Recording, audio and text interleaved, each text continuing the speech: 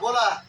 Mahatma Jyotiba फुल्यांचा Mahatma Jyotiba फुल्यांचा Savitribai फुल्यांचा विश्वरत्न doctor Babasaheb आंबेडकरांचा छत्रपती शिवाजी महाराजांचा Republican party of इंडियाचा ची 199वी जयंती साजरी करण्यात येत आहे. त्यामुळं सर्व सातारवासियांना हार्दिक शुभेच्छा. आज आपण आपल्या रिपब्लिकन पक्षाच्या जिल्हा कार्यालय येथे महात्मा ज्योतिबा फुले यांची जयंती साजरी करत आहे. एकंदरच महात्मा ज्योतिबा फुल्यांचं योगदान हे बहुजन उद्धारांसाठी फार मोठं योगदान आहे. त्यांनी महात्मा फुलेंनी छत्रपती शिवाजी महाराजांना गुरु मानलं होतं आणि महात्मा फुल्यांना बाबासाहेब आंबेडकरांनी गुरु मानलं होतं. म्हणजे छत्रपती शिवाजी महाराजांचा विचार आणि शिवाजी महाराजांचं विचाराचं आचरण हे महात्मा फुले करत होते आणि त्यामुळे त्यांनी बहुजन उद्धाराचं काम केलेलं आहे.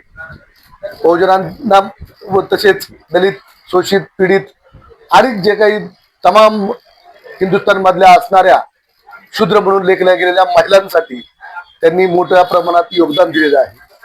त्यांनी ओळखलं होतं की एक महिला शिकली असेल तर ते कुटुंब शिकणार आहे.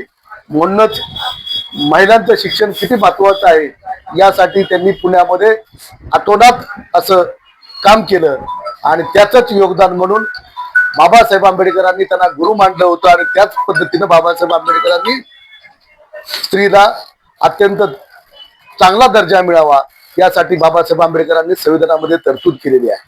आणि त्या खऱ्यानंच बाबासाहेब आंबेडकर हे महात्मा फुल्यांना गुरुस्थानी मानायचं. म्हणून आम्ही तमाम आंबेडकरी अनुयायी हे यांचे सुद्धा गुरु हे महात्मा ज्योतिबा फुले आहेतच. आणि आज आपल्याला खऱ्या अर्थानं आनंद वाटला पाहिजे की हे महात्मा फुले ज्यांना महात्मा म्हणून लोक संबोधतात हे महात्मा फुले हे आपल्या सातारा जिल्ह्यातील सुपुत्र आहेत, खटाव तालुक्यातील कडगुण. आणि त्यामुळे एकंदर जे फक्त ते ओबीसी समाजात असल्यामुळं त्यांची उपेक्षा केली जात आहे. एकंदरच आपण पाहतोय की राजकारणी मात्र नाव फुले शाहू आंबेडकरांचं घेतात आणि काम मात्र इतरत्रच काम करतात.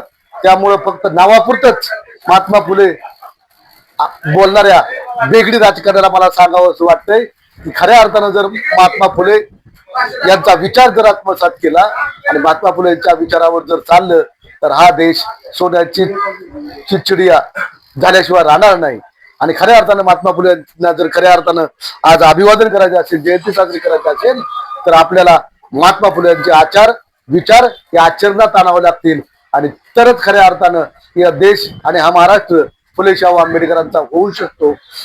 यासाठी येणाऱ्या काळामध्ये तमाम आंबेडकरी प्रेमी व रिपब्लिकन पक्षाचे सर्व कार्यकर्ते या पद्धतीने काम करतील अशा पद्धतीची मी आशा व्यक्त करतो आणि थांबतो. पुनश्च एकदा शाहूवासियांना महात्मा फुले यांच्या जयंतीच्या लाख लाख शुभेच्छा देतो आणि थांबतो. जय भीम, जय बुद्ध.